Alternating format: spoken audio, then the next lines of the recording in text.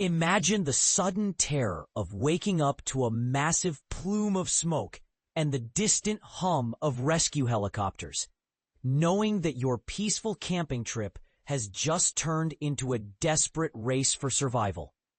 This was the harrowing reality for the Weaver family, who found themselves in the path of the Beulah Fire in Summit County.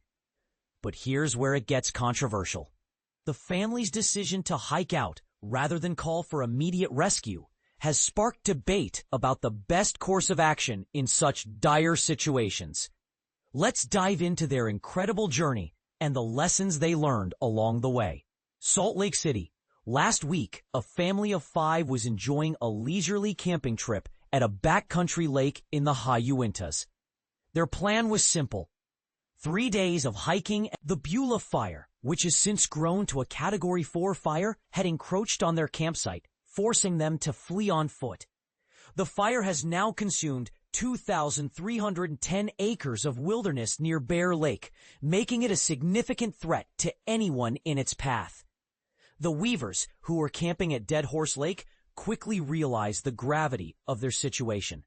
Thanks to a satellite connection, they were able to send texts and communicate with fire crews.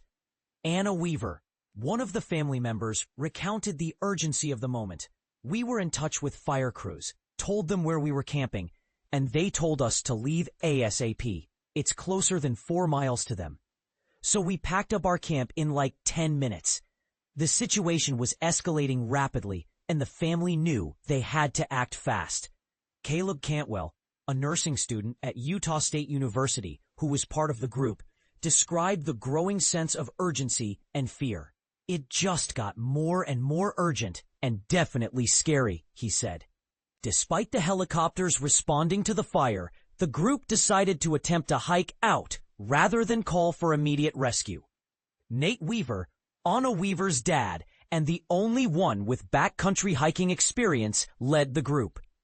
He explained, "The kids were pretty worried about the situation, but I'm not a huge fan of consuming emergency resources if they're not absolutely necessary." The group had a compass and eventually met some people who had a map, which helped them navigate their way out. They found the closest trailhead possible, which ended up being a grueling 37-mile round trip.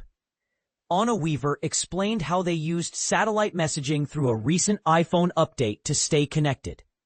"We would text my mom through the satellite connect and be like, 'Where are we? Which direction should we go?'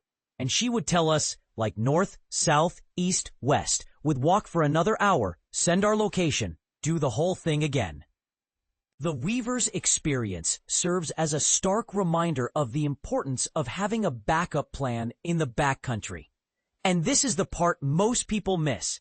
While it's easy to get caught up in the excitement of a camping trip, being prepared for the unexpected can make all the difference.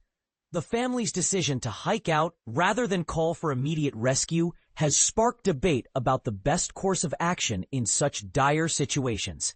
Some argue that calling for rescue is the safest option, while others believe that self-reliance and preparedness are key to survival. So, what do you think? Should the Weavers have called for immediate rescue, or was their decision to hike out the right one? Share your thoughts in the comments below, and let's discuss the best practices for staying safe in the backcountry.